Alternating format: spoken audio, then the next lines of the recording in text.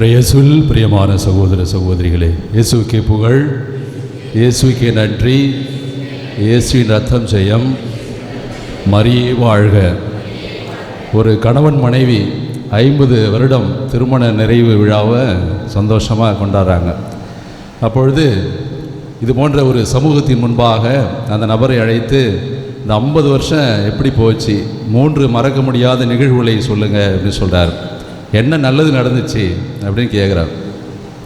அப்பொழுது அவர் சொல்லுகிறார், எனது மனைவிக்காக நான் நிறைய ஜுவல்ஸ் வாங்கி கொடுத்துருக்கேன், நகைகள் நிறையாக வாங்கி கொடுத்துருக்கேன் அப்படின்னு சொன்னார். இரண்டாவதாக, என்னுடைய மனைவியினுடைய விருப்பத்திற்கு ஏற்ப 25வது ஆண்டு நிறைவு செய்த பின் சைனாவுக்கு போனோம். சைனா தலைநகர் பெய்ஜிங், அங்கே போயிட்டு அந்த இடங்கள்லாம் சுற்றி பார்த்தோம் அப்படின்னு சொல்கிறார். அது 2வது முக்கியமான மகிழ்ச்சியான செய்தி. 3வது என்ன அப்படின்னு கேட்கும்பொழுது அவர் சொல்கிறார், 25 வருஷத்துக்கு முன்னாடி என்னுடைய மனைவி அங்கே விட்டுட்டு வந்தேன், இப்போ போய் அழைச்சிட்டு வர போகிறேன் அப்படின்னு சொல்கிறார். இயேசுவில் பிரியமானவர்களே, இவ்வாறாகத்தான் எத்ரியா என்ற ஒரு பெண்மணி, அவர்கள் கிபி 4ஆம் நூற்றாண்டுடைய இறுதியிலே வாழ்ந்தவர்கள். அவங்க ஒரு பில்கிரிமேஜ் போகிறாங்க, திரு யாத்திரை சென்றார்கள். அவர்கள் சென்ற இடம் ஜெருசலேம். அவர்கள் சென்று அந்த காலகட்டத்திலே அங்கே என்ன நடந்தது என்று பதிவு செய்திருக்கிறார்கள். அவருடைய ஜேர்னல் அவள் பார்த்தோம் அப்படின்னா அதில் 3 முக்கியமான நிகழ்வுகளை நாம் பார்க்கிறோம். முதலாவதாக, ஆண்டவர் கிறிஸ்துடைய பிறப்பை பற்றி சொல்கிறது, எபிஃபனி, அதை பற்றி அவர்கள் குறிப்பிட்டிருக்கிறார்கள் அவருடைய அந்த ஜேர்னலே. இரண்டாவதாக, ஆண்டவர் கிறிஸ்துவை பற்றிய அதை சுற்றியுள்ள அந்த நாட்களை அனுசரிப்பது, ஒப்சர்வன்ஸ் ஆஃப் த டேஸ், அதை பற்றி அவர்கள் சொல்லியிருக்கிறார்கள். மூன்றாவதாக பார்க்கின்ற பொழுது, இன்று நாம் பிப்ரவரி 2ஆம் தேதி விழா எடுக்கின்ற ஆண்டவர் கிறிஸ்துவை அன்னை மரியாளை கோவிலில் காணிக்கையாக ஒப்பு கொடுக்கப்பட்ட அந்த நிகழ்வை பற்றி அவர்கள் எழுதிய போய் தான் நமக்கு தெரியுது. இவையெல்லாம் மிகவும் பிற்காலத்தில் கிபி 1887 தான் நமக்கு தெரிய வந்துச்சு. இவையெல்லாம் எத்தனை நூற்றாண்டுகள், கிபி 4ஆம் நூற்றாண்டில் பிறகு ஒரு டிஸ்கவரி. அதன் பிறகு 1887 இந்த பெண்ணினுடைய எழுத்துக்களை தாயாம் திருவியானது கண்டெடுத்திருக்கிறது. இயேசுவில் பிரியமான சகோதர சகோதரிகளே, எனவே இந்த விழாவை பற்றி, அந்த விழாவினுடைய ஒரு சில முக்கியத்துவத்தை நமது வாழ்வின் செய்திக்காக நம்ம கடந்து செல்வதற்கு முன்பாக இந்த விழாவை பற்றி நாம் பார்க்கின்ற பொழுது, இது நாம் பார்க்கிறோம், அந்த 40 நாட்கள் கழித்து தாய்மார்கள் தங்களையே தூய்மைப்படுத்திக் கொள்வது, இறப்பு வீட்டிற்கு சென்றவர்கள் தங்களையே தூய்மைப்படுத்திக் கொள்வது. காரணம், இவர்கள் எல்லாம் தீட்டுப்பட்டவர்கள். Mystery of life and death, இவை இரண்டும் எங்கே ஒருவர் பிறப்பை சார்ந்து அவர் வாழ்ந்தாரோ அல்லது இறப்பை சார்ந்து வாழ்கிறாரோ, எனவே அவர்கள் தீட்டுப்பட்டவர்களாக கருதப்பட்டார்கள். எனவே தான் என்று அந்த 40 நாள் கழித்து அன்னை மரியாளும் ஆண்டவர் கிறிஸ்துவும் கோவிலில் தங்களையே அர்ப்பணிப்பதை நாம் பார்க்கிறோம்.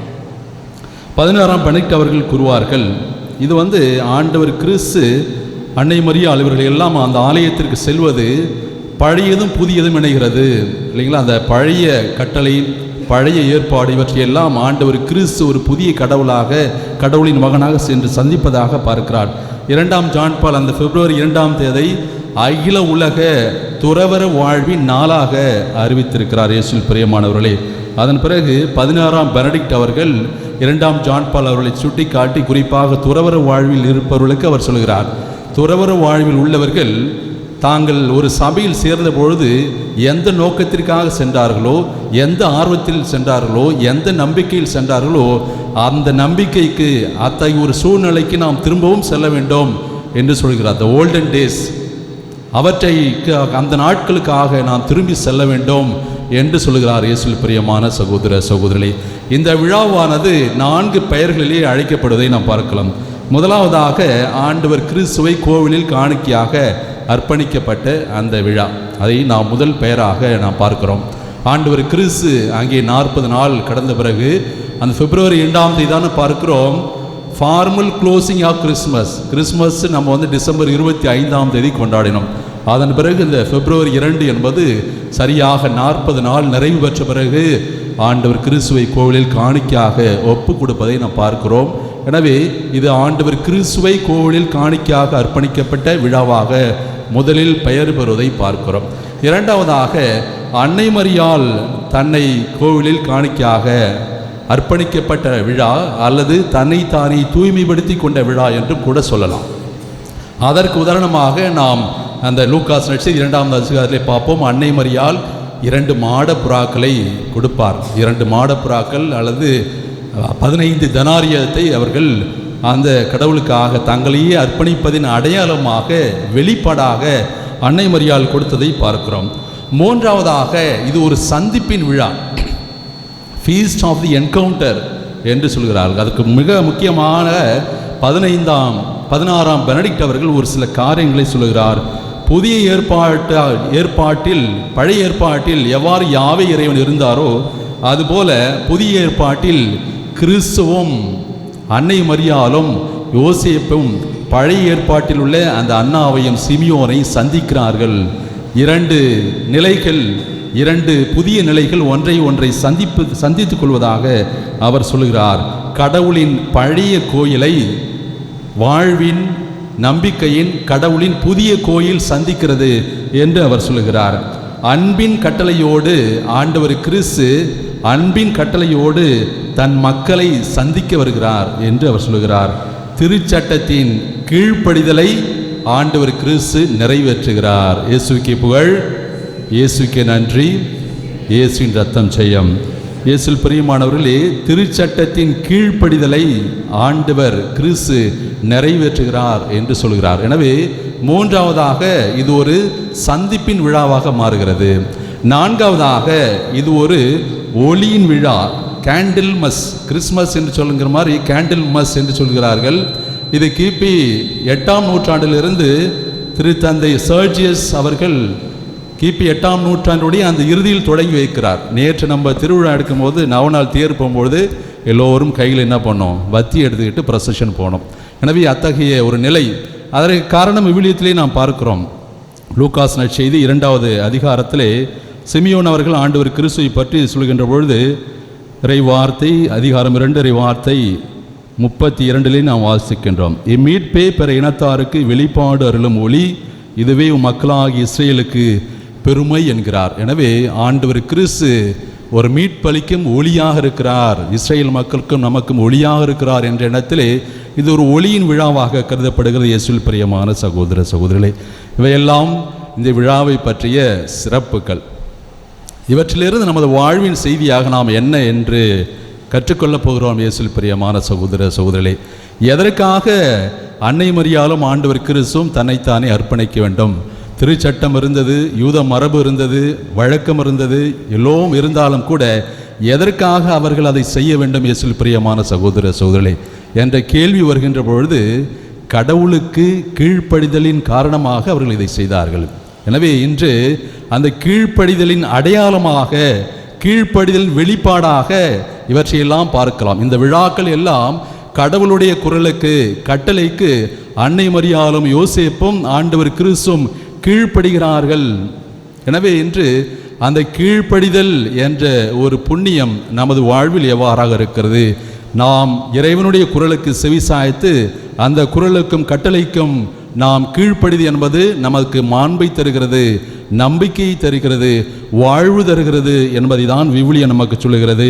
ஒரு சில விவிலிய பகுதிகளை நாம் பார்க்கின்ற பொழுது எவ்வாறு விவிலியத்திலே இறைவனை சார்ந்த பல்வேறு நபர்கள், இறைவனால் படைக்கப்பட்ட இறைவாக்கினர்கள் கீழ்ப்படிதலால் இறைவனுடைய அருளை பெற்றுக்கொண்டார்கள், கீழ்ப்படுதலை நமக்கு சொல்லிக் கொடுத்தார்கள் என்று நாம் பார்க்கலாம்.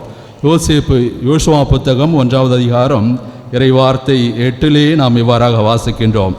இந்த திருச்சட்ட நூலை உன் முன்னின்று அகற்றாதே, இரவும் பகலும் இதனை தியானம் செய்து இதில் எழுதியுள்ள அனைத்தையும் கடைபிடிப்பதில் கவனமாயிரு, அப்பொழுதுதான் நீ செல்லுமிடமெல்லாம் நலம் பெறுவாய், வெற்றி பெறுவாய் என்று சொல்கிறார்கள். இயேசுவில் பிரியமானவர்களே, கடவுளின் குரலுக்கு, கட்டளைக்கு நாம் கீழ்ப்படுகின்ற பொழுது நாம் நலம் பெறுவோம், வெற்றி பெறுவோம் என்று யோசுவா இறைவாக்கினர் இந்த இறை வார்த்தை வழியாக நமக்கு சொல்கிறார். நாம் மீண்டுமாக வாசிக்கலாம். இயேசுவில் பிரியமான சகோதர சகோதரிகளே, 1 சாமுவேல் 15ஆவது அதிகாரம் இறைவார்த்தை 22 நாம் வாசிப்போம். அப்போது சாமுவேல் கூறியது, ஆண்டவருக்கு மகிழ்ச்சி தருவது எரிபலிகள் பிற பலிகள் செலுத்துவதா? அவரது குரலுக்கு கீழ்ப்படிவதா? கீழ்ப்படிதல் பலியை விட சிறந்தது, கீழ்ப்படிதல் ஆட்டுக்கிடாய்களின் கொழுப்பை விட மேலானது என்று சொல்கிறார். இயேசுவில் பிரியமான சகோதர சகோதரிகளே, எனவே நாம் செலுத்துகின்ற அனைத்து பலிகளுக்கு மேலாக இறைவனுடைய குரலுக்கு நாம் கீழ்ப்படிவது, இறைவனுடைய கட்டளைகளுக்கு நாம் கீழ்ப்படுகின்ற பொழுது அது கொழுப்பை விட, ஆட்டுக்கிடாய்களின் கொழுப்பை விட, இரத்தத்தை விட மேலானது என்று நாம் வாசிக்கின்றோம் இயேசுவில் பிரியமானவர்களே. அதனைத் தொடர்ந்து நாம் பார்க்கின்ற பொழுது எசாயா எழுதிய திருமுகம் 1வது அதிகாரம் இறைவார்த்தை 19 நாம் வாசிக்கலாம். மனமுவந்து நீங்கள் எனக்கு இணங்கி நடந்தால் நாட்டில் நற்கனிகளை உண்பீர்கள்.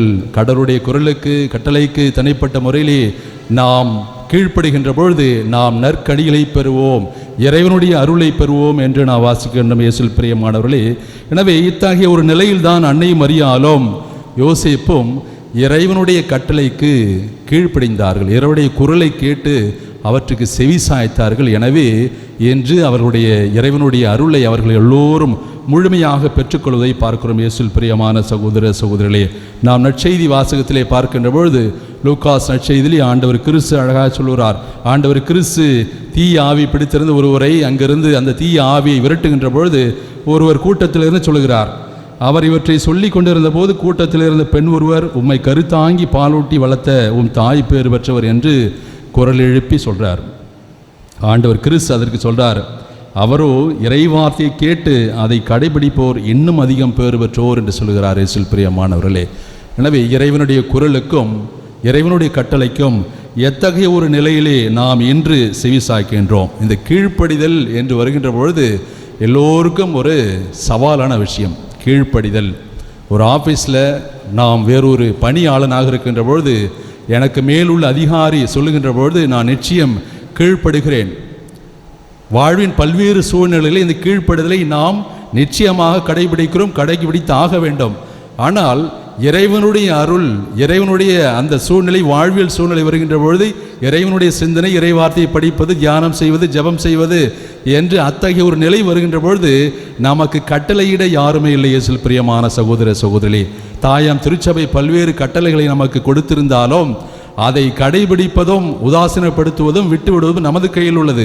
அத்தகைய அந்த உரிமையை இறைவன் நமக்கு கொடுத்திருக்கிறார். எனவே அதை நாம் எவ்வாறு பயன்படுத்துகிறோம்? நாம் இறைவன் கொடுக்கின்ற அந்த முழு சுதந்திரத்தை முழு மனதோடு நாம் பயன்படுத்துகிறோமா? இறைவனுடைய கட்டளைக்கு கீழ்ப்படுகிறோமா? இயேசுவில் பிரியமான சகோதர சகோதரிகளே, அத்தகைய ஒரு கீழ்ப்படுதலை நாம் என்று பெற வேண்டும். எனவே கீழ்ப்படுதல் அடையாளமாக நாம் எதையெல்லாம் செய்கின்றோம்? கீழ்ப்படிதல் அடையாளமாக இன்று அன்னை மரியாளும் இயேசுவும் யோசேப்பும் அவர்கள் இயேசு கிறிஸ்துவை காணிக்கையாக ஒப்புக் கொடுத்து அவர்கள் செய்ய வேண்டிய அந்த கடமையை செய்தார்கள் இறைவனுடைய குரலுக்கு கீழ்ப்படிந்ததால். எனவே நாம் இன்று கீழ்ப்படுகிறோம் என்பதை நாம் எத்தகைய நிலையிலே வெளிப்படுத்த வேண்டும்? முதலாவதாக நாம் செய்ய வேண்டியது, ஒவ்வொரு நாளும் நடக்கின்ற அந்த திருப்பலியிலே நம்மை நாமே காணிக்கையாக அர்ப்பணிக்க வேண்டும். திருப்பலிக்கு நாம் வர வேண்டும். ஒவ்வொரு வாரமும் நிச்சயமாக எத்தகைய வாழ்வியல் சூழ்நிலை இருந்தாலும் சரி, நான் இந்த திருப்பலிக்கு வருவேன் என்று நாம் அதை கடமை உணர்வோடு செய்கின்ற பொழுது நாம் இறைவனுடைய கட்டளைக்கு கீழ்ப்படுகிறோம். வருடத்தில் ஒரு முறையாவது நல்ல திருப்பலி காண்பது, பாவ சைக்கிதம் செய்வது என்றெல்லாம் தாயாம் திரு அவை நமக்கும் எனக்கும் உங்களுக்கும் கட்டளை கொடுத்திருக்கிறது. எனவே அந்த கட்டளையை நாம் பெருமனதோடு நிறைவேற்றுகின்ற பொழுது இறைவனுடைய குரலுக்கு நாம் செவிசாய்க்கின்றோம், நாம் கீழ்ப்படுகின்றோம். இயேசுவில் பிரியமான சகோதர சகோதரிகளே, முதல் வாசகத்திலே தாவீது அரசர் என்று வாசிக்கப்பட்ட வாசகத்திலே அவர் கீழ்ப்படியாமையால் இறைவனுடைய அருளை இழந்து விடுகிறார் என்று உரியாவினுடைய மனைவி வழியாக பெற்றெடுத்த அந்த குழந்தை இப்பொழுது நோயுற்று சாக இருக்கிறது. அதை சென்று பார்க்கக்கூட அவருக்கு மனமில்லை. அவர் உணவும் அருந்தாமல் அங்கே வருத்தத்தோடு இறைவனுடைய மன்னிப்புக்காக காத்திருப்பதை பார்க்கிறோம். இயேசுவில் பிரியமான சகோதர சகோதரிகளே, நற்செய்தி வாசகத்திலே அங்கே ஆண்டவர் கிறிஸ்து காற்றையும் கடலையும் அடக்குகின்ற பொழுது அன்பு சிடர்கள் நம்பிக்கை முற்றியவர்களாக, பயம் கொண்டவர்களாக, காற்றும் கடலும் இவருக்கு கீழ்ப்படுகின்றனவே என்று சொல்கிறார். பிரியமானவர்களே, மனித சமூகத்தை சான்று இன்று இறைவனால் படைக்கப்பட்ட அனைத்தும் அவரது குரலுக்கு செவி சாய்க்கின்றது. காற்றும் கடலும் என்று ஆண்டவர் கிறிஸ்துவனுடைய குரலுக்கு கீழ்ப்படிந்து கேட்டு இங்கு அடங்கி செல்கிறது. 16ஆம் பெனடிக்ட் அவர்கள் சொல்வார்கள், இந்த கிறிஸ்மஸ் பற்றி பேசும்பொழுது அந்த குடிலில் குடிலில் என்ன பண்ணுறோம், ஆடு மாடு எல்லாமே இருக்கும். அவர் அழகாக ஒரு வார்த்தையை சொல்வார், அங்கே ஆண்டவர் கிறிஸ்துவை சுற்றி இருக்கின்ற குழந்தை பாலனை சுற்றி இருக்கின்ற ஆடு மாடு கழுதைகள் இவையெல்லாம் அவர் யார் என்று தெரிந்து வைத்திருந்தது என்று அவர் மிகவும் ஆணித்தனமாக உறுதியாக சொல்வார். எனவே இயேசுவில் பிரியமானவர்கள், நம்மை சுற்றியுள்ள இயற்கையை கடவுளுடைய குரலுக்கு செவிசாய்க்கின்ற பொழுது, கீழ்ப்படுகின்ற பொழுது நிச்சயமாக நாமும் குரலுக்கு, ஆண்டவருடைய குரலுக்கு நாம் செவிசாய்க்க வேண்டும். இரண்டாவதாக திருத்தந்தை பிரான்சிஸ் அவர்கள் சொல்வார்கள், நமது கீழ்ப்படுதலை நாம் எவ்வாறு வெளிப்படுத்துகிறோம் குடும்பத்திலே. அவர் சொல்கிறார்கள், இந்த விழாவை எல்லாம் பார்க்கின்ற பொழுது நாம் முதியோருடைய மாண்பை போற்ற வேண்டும், அவர்களுடைய ஞானத்தை நாம் மதிக்க வேண்டும் என்று சொல்கிறார். முதியோர்களை போற்ற வேண்டும், respect the honour and respect the wisdom of the elders என்று சொல்கிறார்கள். பிரியமானவர்களே, இன்று நாம் அதை செய்தாலே போதும். நமது குடும்பத்தில் முதியோர்களை போற்றுவது, அவர்களுக்குரிய கடமைகளை செய்வது, அவருடைய மாண்பை போற்றுவது, அவரிடமிருந்து பெற்ற அந்த ஞானத்தை நமது பிள்ளைகளுக்கும் அடுத்த தலைமுறைக்கும் நாம் கொடுக்கின்ற பொழுது நாமும் கீழ்ப்படுதலை கடைபிடிக்கிறோம், இறைவனுடைய குரலுக்கு செவி சாய்க்கிறோம். மூன்றாவதாக நாம் இறை பிரசன்னத்தில் நம்மையே அர்ப்பணிப்பது.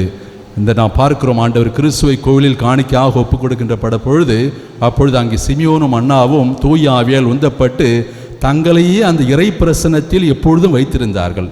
எனவே நாம் செல்லும் இடமெல்லாம், நாம் பயணித்தாலும் வேலை செய்தாலும் செல்லும் இடமெல்லாம் நம்மை இறை பிரசன்னத்தில் வைக்கின்ற பொழுது அந்த தூய ஆவியார் நம்மை தொடுகிறார், நம்மை வழி நடத்துகிறார், நம்மை பாதுகாக்கிறார், நமது நம்பிக்கை இன்னும் அதிகப்படுத்துகிறார், அவருடைய அருளை நிறைவாக நமக்கு கொடுக்கிறார் என்ற நம்பிக்கையில் இயேசுவில் பிரியமானவர்களே, இத்தகைய நிலைகளை எல்லாம் நமது வாழ்வில் கடைபிடிக்க முயல்வோம்.